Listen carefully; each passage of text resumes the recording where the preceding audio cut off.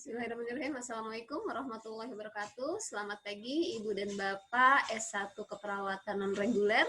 Alhamdulillahirrahmanirrahim. Puji dan syukur kita panjatkan kehadirat Allah Subhanahu wa Ta'ala pada hari ini. Pertemuan ke-9 untuk mata kuliah keperawatan reproduksi. Saya akan membawakan materi mengenai trauma persalinan, infeksi neonatal, hiperbilirubin, BBLR, prematur, komplikasi pada masa kehamilan awal, pertengahan, dan akhir. Semoga Ibu dan Bapak yang ada di rumah senantiasa selalu diberikan kesehatan, kemudahan dalam bertugas, ya, kemudian selalu berada dalam lindungan Allah Subhanahu wa Ta'ala. Baik. Adapun tujuan pembelajaran pada hari ini, setelah mengikuti perkuliahan, Ibu dan Bapak diharapkan mampu yang pertama menjelaskan trauma persalinan, yang kedua menjelaskan infeksi neonatal, yang ketiga menjelaskan hiperbilirubin, yang keempat menjelaskan BBLR, yang kelima menjelaskan prematur, dan yang keenam menjelaskan komplikasi pada masa kehamilan awal, pertengahan, dan akhir. Adapun di sini ada referensi yang digunakan, ada beberapa referensi yang digunakan. Kita masih ingat untuk angka kematian bayi ya atau AKB menurut SDKI tahun 2017 itu di Indonesia masih tinggi ya. Untuk angka kematian bayi atau AKB berdasarkan hasil SDKI tahun 2017 sebesar 24 per 1000 kelahiran hidup. Nah, sedangkan pemerintah itu memiliki target untuk SDGs atau Sustainable Development Goals pada tahun 2020 diharapkan untuk AKB ini turun menjadi 12 per 1000 kelahiran hidup ya. Jadi PR kita masih banyak untuk menurunkan AKB dari tahun 2000 sekarang 2020 sampai dengan 2030 kita masih ada waktu 10 tahun lagi. Semoga bisa tercapai ya target SDGs di tahun 2030. Nah, untuk penyebab kematian neonatal ya, khususnya untuk neonatal ini kelompok umur 0 sampai 7 hari yang paling tinggi adalah prematuritas dan BBLR ya. Nah, sebesar 35%, kemudian diikuti oleh asfiksia lahir 33,6%. Dulu yang paling tinggi adalah asfiksia, namun saat ini beralih ya, yang tadinya BBLR nomor 2 saat ini menjadi nomor 1. Begitupun sebaliknya dengan asfiksia. Nah, penyebab kematian neonatal kelompok umur 8 sampai 28 hari atau kita kenal dengan neonatus lanjut ya, adalah infeksi sebesar 57,1%, termasuk tetanus, kemudian sepsis, pneumonia, diare, dan masalah minum 14,3%. Nah, yang pertama kita akan membahas mengenai trauma persalinan atau trauma lahir. Ya, apa yang dimaksud dengan trauma lahir? Menurut Rieder dan Martin 2011 adalah cedera fisik yang terjadi selama persalinan. Secara teoritis, sebagian besar cedera dapat dihindari dengan pengkajian dan perencanaan yang cermat. Ya, namun demikian, beberapa cedera tidak dapat dihindarkan meskipun dengan pengkajian dan perencanaan yang cermat tersebut, karena beberapa cedera tidak dapat diantisipasi sampai terjadi peristiwa tertentu selama persalinan. Trauma lain dapat diobati nanti atau akan hilang dengan sendirinya dalam 1-2 hari.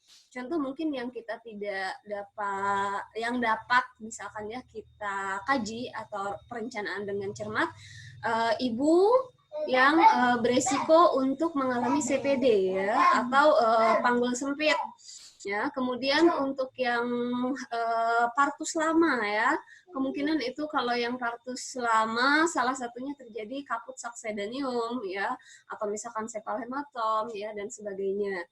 Nah, kemudian untuk yang dapat diobati, ada beberapa trauma yang dapat diobati dengan sendiri atau hilang dengan sendirinya. Nanti akan kita bahas ya slide berikutnya.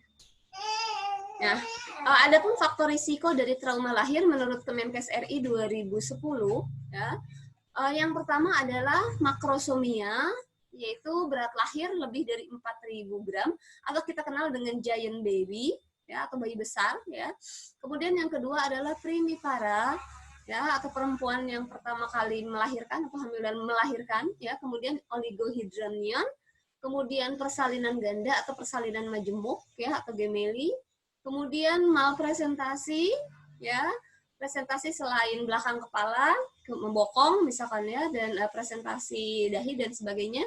Kemudian presentasi ganda, presentasi selain belakang kepala atau selain kepala misalkan ada tangan ya di samping kepala, kemudian bagian-bagian janin atau ekstremitas lainnya.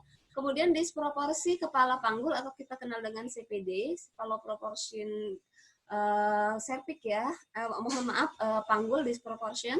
Kemudian kelahiran dengan tindakan, bisa itu misalkan vakum, kemudian forceps dan sebagainya ya. Kemudian persalinan lama ya.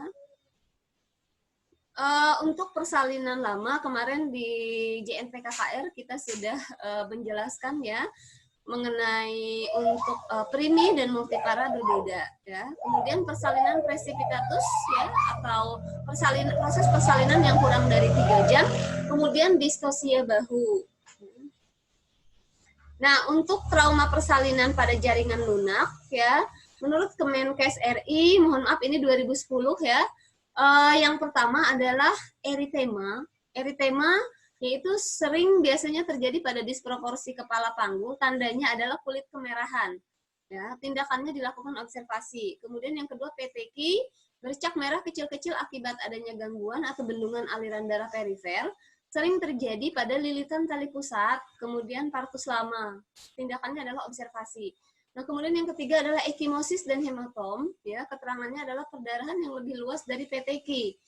Tindakannya amati tanda bahaya, klasifikasikan ikterus yang terjadi, rujuk bila ditemukan tanda bahaya atau bila masuk dalam klasifikasi ikterus berat, bila tidak, lakukan observasi. Nah, kemudian masih trauma pada jaringan lunak, ya, yaitu abrasi. Abrasi ini adalah terkelupasnya lapisan kulit bagian terluar yang bisa diakibatkan oleh proses persalinan. Tindakannya bersihkan abrasi dengan povidone yodium 2,5%, biarkan kering dan bersih. Bila tidak ada tanda atau gejala infeksi, bayi dapat pulang. Bila ada tanda atau gejala infeksi, beri antibiotik topikal 3 kali per hari selama 5 hari dan biarkan tempat luka terbuka. Pada akhir minggu, bayi dikontrol kembali. Bila tidak ada tanda atau gejala infeksi, tidak perlu pengobatan lebih lanjut.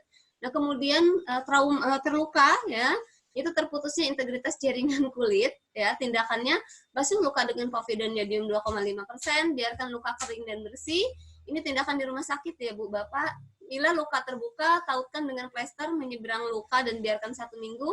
Akhir minggu plester dilepas. Bila luka sudah membaik, tidak perlu pengobatan lagi. Bila ada infeksi lokal seperti kemerahan, panas, bengkak, maka sarankan pada ibu cepat kontrol kembali. Kemudian bukalah plester dan beri topikal antibiotik 3 kali per hari untuk 5 hari dan luka tidak usah ditutup. Mungkin kalau ibu bapak di rumah sakit tentunya harus konsultasi dengan dokter anak ya atau dokter yang penanggung jawab. Nah, kemudian untuk trauma pada kepala, ini ada yang disebut dengan kaput succedaneum, yaitu benjolan lunak, batas tidak tegas, tidak berfluktuasi, ya dapat melampaui sutura. Keterangannya akibat tekanan yang keras pada kepala saat jalan lahir sehingga terjadi bendungan sirkulasi kapiler dan aliran limfe, dapat cepat menghilang dengan sendirinya yaitu antara 3 sampai 6 hari. Tindakannya observasi, kemudian rujuk segera bila ada tanda bahaya. Nah, kemudian cephalhematom yaitu benjolan difus, batas tegas tidak melewati sutura. Itu perbedaan dengan kaput ya. Kalau kaput dapat melampaui sutura sedangkan cephalhematom tidak melampaui sutura. Untuk cephalhematom ini terjadi akibat robeknya pembuluh darah yang melintasi tulang kepala ke jaringan periosteum, kemudian timbul setelah beberapa jam bayi lahir antara 6 sampai 8 jam, akan resolusi dalam 2 sampai 8 minggu. Kemudian gejala sisa berupa timbunan kalsium dan jaringan fibrosis atau benjolan keras 1 sampai 2 tahun. Nah, untuk tindakan observasi, kemudian rujuk segera bila ada tanda bahaya. Nah, selanjutnya adalah perdarahan subkonjungtiva, sering terjadi pada letak muka atau dahi, ya hilang dalam 1 sampai 2 minggu.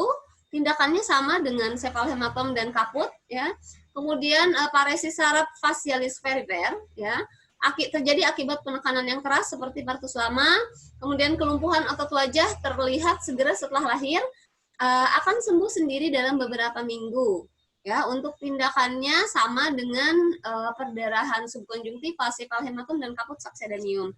Nah, selanjutnya adalah trauma persalinan, yaitu trauma pada leher dan bahu.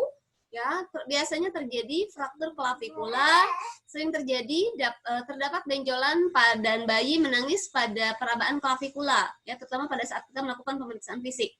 Tindakannya imobilisasi sendi bahu dan rujuk segera. Kemudian untuk trauma plexus brachialis, ya, keterangannya paresis atau paralisis sering dijumpai gerakan tangan dan lengan bayi asimetris, ada gangguan posisi dan fungsi otot lengan, refleks bicep dan radial tidak ada, refleks memegang masih ada. Tindakannya imobilisasi lengan atas dengan posisi fleksi 90 derajat, menjauhi tubuh dan lengan bawah 90 derajat ke atas. Nah, untuk paresis klomp, terdapat kelemahan gerakan tangan, ada gangguan posisi dan fungsi otot telapak tangan tidak ada, kemudian telapak tangan terkulai, lemah atau lumpuh, refleks memegangnya tidak ada. Itu perbedaan dengan paralisis Dutch herb, ya, rujuk tindakannya. Nah, kemudian masih trauma pada leher dan bahu, trauma jaringan otot sternocleidomastoideus ya atau torticollis. Nah, untuk terjadinya trauma jaringan otot ini timbul akibat robekan sarung otot disertai hematom ya. Terjadi pemendekan otot, terdapat benjolan di otot leher yang terlihat 10 sampai 14 hari setelah lahir. Kemudian sering terjadi pada letak sungsang. Tindakannya rujuk untuk fisioterapi. Nah, selanjutnya itu tadi yang kita bahas mengenai trauma lahir atau trauma persalinan. Selanjutnya kita akan bahas mengenai infeksi neonatal. Menurut Kosim 2009, infeksi neonatal ini dapat terjadi baik intrauterin, yaitu melalui transplasenta. Contohnya, misalkan penularan dari ibu ke janin melalui transplasenta. Salah satunya adalah ibu yang mempunyai penyakit HIV atau AIDS, kemudian TBC, dan lainnya. Didapat intrapartum saat melalui jalan lahir selama proses persalinan, atau pasca partum akibat sumber infeksi dari luar setelah lahir. Infeksi intrapartum dapat terjadi pada saat melalui jalan lahir atau infeksi ascendens bila terjadi partus lama atau ketuban pecah dini. Ini yang paling beresiko untuk yang infeksi intrapartum ya. Nah, kemudian kelompok virus yang sering menjadi penyebab termasuk herpes simplex, HIV, cytomegalovirus atau CMV, dan hepatitis B. Ya, kalau hepatitis B itu virus yang jarang ditularkan secara transplasental. Kemudian kelompok kuman termasuk Streptococcus grup B, gram negatif, ya, kemudian kuman enterik gram negatif terutama Escherichia coli, gonococcus dan chlamydia. Kemudian infeksi, sedangkan infeksi pasca persalinan terjadi karena kontak dengan ibu yang terinfeksi secara langsung. Misalkan ibu yang menderita tuberkulosis, meskipun dapat ditularkan intrauterin ya, kemudian yang kedua melalui ASI, penularan melalui ASI, yaitu HIV dan CMV, kemudian kontak dengan petugas kesehatan lain atau kuman di lingkungan rumah sakit atau yang kita kenal dengan infeksi nosokomial. Nah, kemudian infeksi bakterial sistemik dapat terjadi kurang dari 1%, kemudian penyakit virus 6-8% dari seluruh populasi neonatus, dan infeksi bakteri nosokomial sekitar 2-25% dari bayi yang dirawat di ruang NICU. Ya, ini lebih banyak untuk lebih tinggi ya persentase untuk infeksi nosokomial yang dirawat di ruang NICU.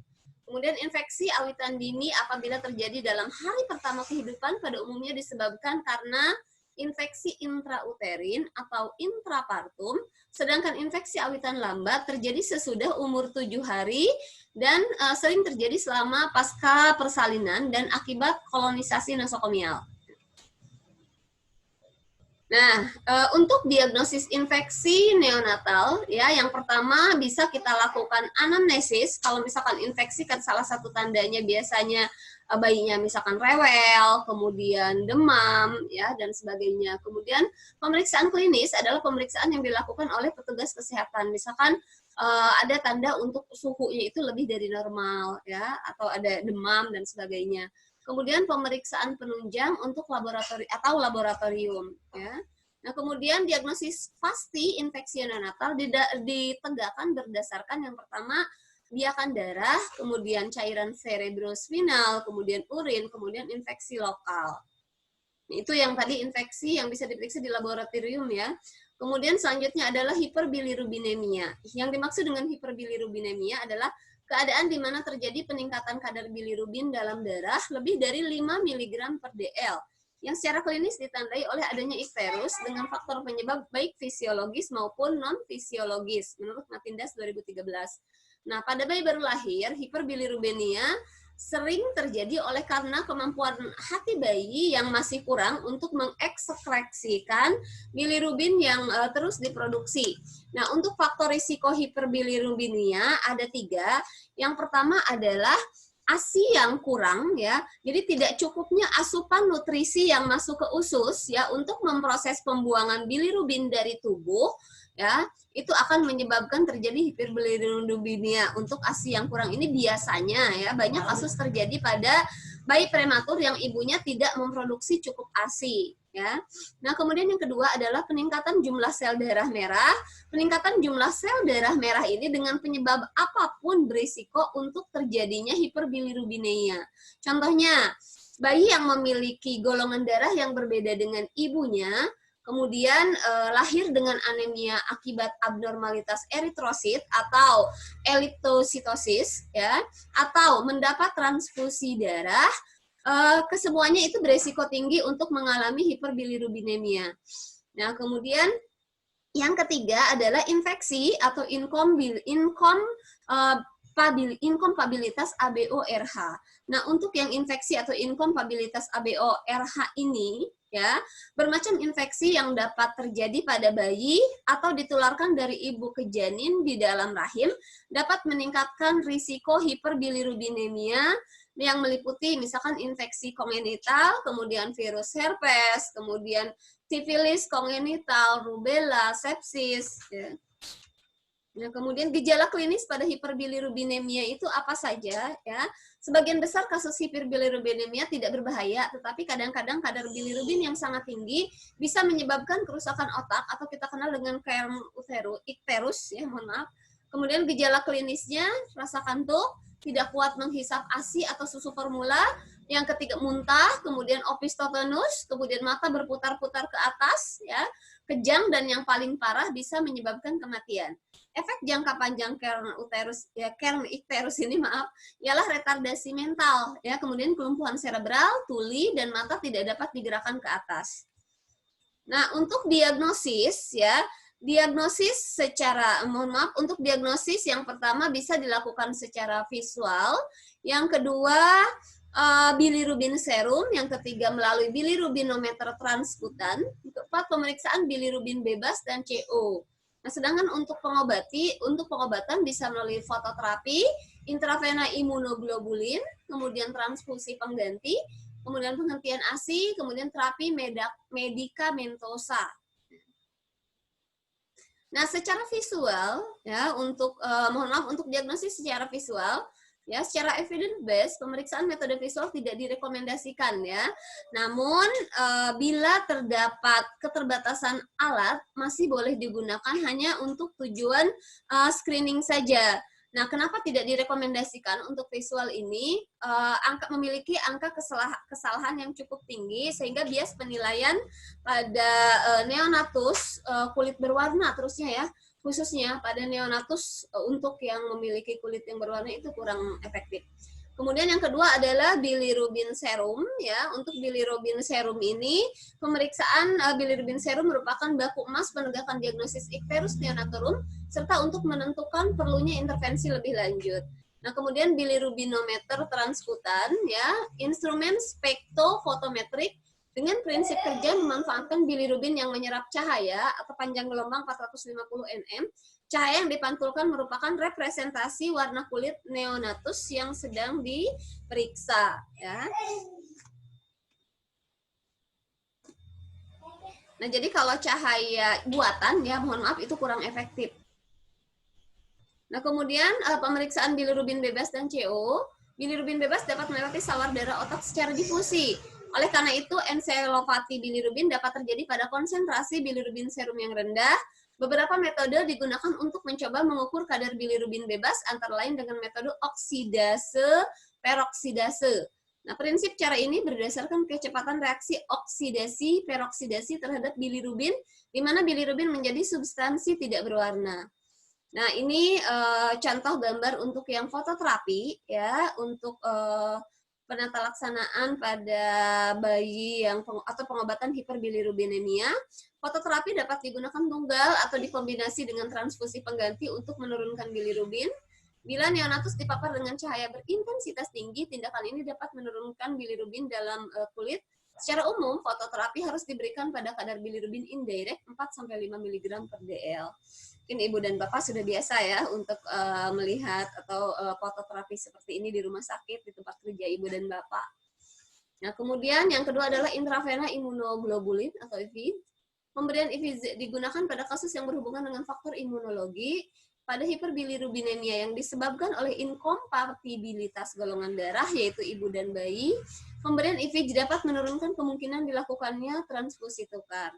Nah, kemudian transfusi pengganti digunakan untuk mengatasi anemia akibat eritrosit yang rentan terhadap antibodi eritrosit maternal, menghilangkan eritrosit yang tersensitisasi, kemudian mengeluarkan bilirubin serum, ya, serta meningkatkan albumin yang masih bebas bilirubin dan meningkatkan keterikatannya dengan bilirubin. Nah, sedangkan untuk penghentian ASI ini memang masih menjadi perbedaan pendapat, ya. Jadi pada hiperbilirubin akibat pemberian ASI, penghentian ASI selama 24-48 jam akan menurunkan kadar bilirubin dari serum. Mengenai penghentian pemberian ASI, walaupun ini hanya sementara, namun masih terdapat perbedaan pendapat, ya.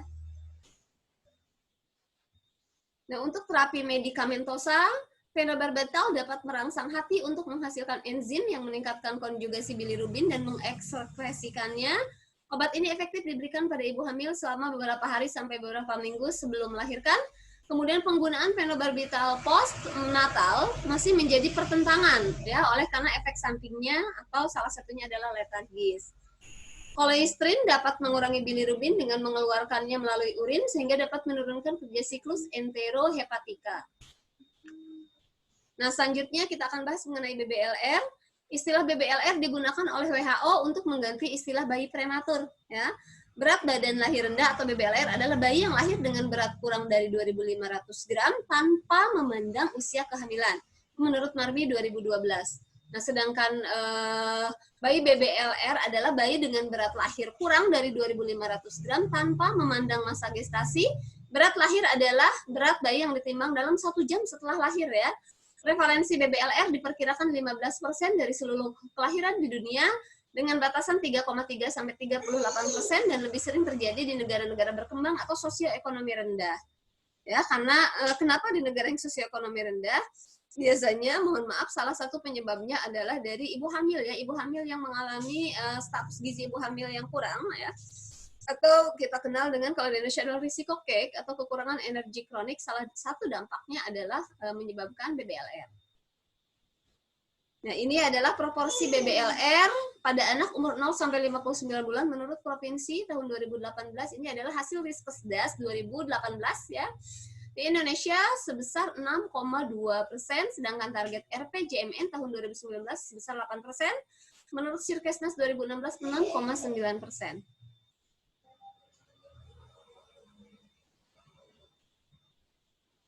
Nah, untuk Banten sudah di atas target nasional, ya, cakupan nasional. Nah, menurut Saifuddin 2009 berkaitan dengan penanganan dan harapan hidupnya, BBLR dibedakan menjadi bayi berat lahir rendah atau BBLR berat lahir antara 1.500 sampai 2.500 gram. Kemudian bayi berat lahir sangat rendah atau BBLSR berat lahir kurang dari 1.500 gram. Bayi berat lahir ekstrem rendah atau BBLER berat lahir kurang dari 1.000 gram. Bayi berat lahir rendah mungkin prematur atau kurang bulan, mungkin juga cukup bulan. Ya, jadi tidak selalu harus kurang bulan, ya, karena bisa terjadi juga cukup bulan.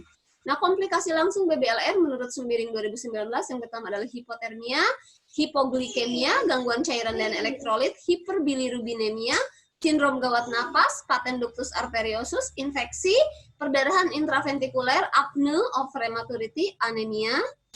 Nah, kita masuk ke prematur, ya. Persalinan prematur adalah persalinan kurang bulan dengan usia kehamilan sebelum 37 minggu atau dengan berat janin kurang dari 2.500 gram. Itu menurut Cunningham 2013.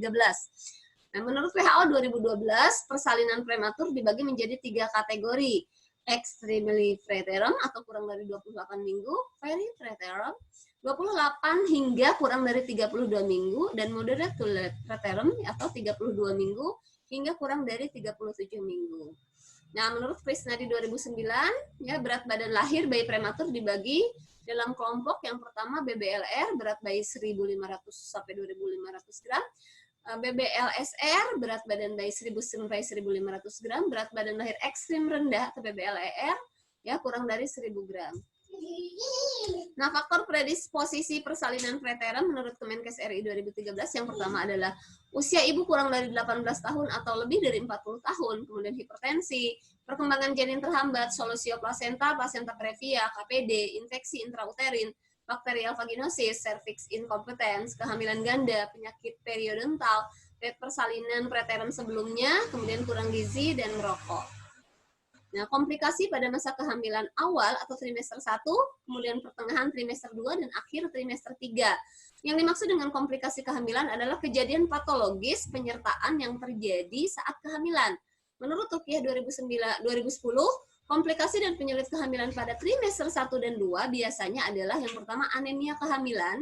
Yang dimaksud dengan anemia kehamilan itu adalah kadar HB kurang dari normal untuk ibu hamil. Saat ini tidak lagi melihat trimester 1, 2, dan 3, WHO menetapkan kadar HB pada ibu hamil kalau dikatakan anemia kalau misalkan HB-nya kurang dari 11 gram per DL.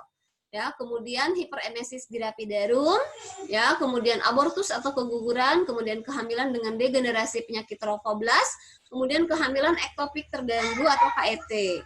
Nah, sedangkan pada trimester 3, masih menurut Ruqyah 2010, kehamilan dengan hipertensi atau kita kenal kemudian preekla atau kita kenal dengan ini ya, HDK, hipertensi dalam kehamilan, kemudian preeklamsi dan eklamsia. Sedangkan menurut Manuwaba Ayu Chandranita 2009, komplikasi dan penyulit kehamilan pada trimester 3 biasanya terjadi persalinan prematuritas, kehamilan ganda, kehamilan dengan perdarahan, perdarahan karena plasenta previa, perdarahan karena solusio plasenta, perdarahan pada sinus marginalis, perdarahan fasa previa, kehamilan dengan ketuban pecah dini, kehamilan dengan kematian janin dalam rahim atau IUFD, kemudian kehamilan lewat waktu persalinan. Nah, baik Ibu dan Bapak, untuk materi hari ini, untuk pertemuan ke-9, itulah yang dapat saya sampaikan. Saya mengucapkan terima kasih atas perhatiannya. Mohon maaf atas segala kekurangannya. Saya tutup dengan ucapan alhamdulillahirabbil alamin. Wabillahi taufiq wal hidayah. Wassalamualaikum warahmatullahi wabarakatuh.